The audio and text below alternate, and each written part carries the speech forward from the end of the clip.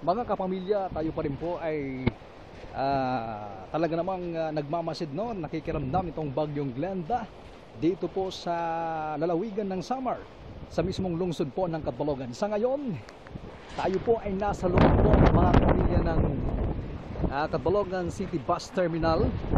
At ito pong inyong nakitang opisina po yan ng PPA, no? Philippine Ports Authority.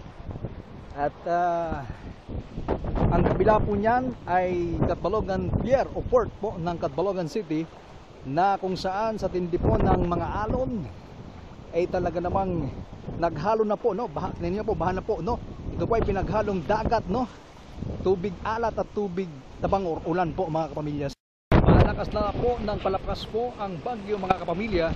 Nasa loob pa rin po tayo ng Catbalogan City Bus Terminal. Maladagat na po ito, mga kaibigan, dahil sa iyo po ay nasa harapan po ng pier. Oo. At ito po ang inyong nakikitanaw, yan po ang opisina po ng PPA o Philippine Ports Authority, no? Sa normal na araw po, umaabot po ng 100 ang bus araw-araw na umaalis po patungong Mindanao, patungong Maynila, no? Sa ngayon, talagang matindi pa rin po talagang ating po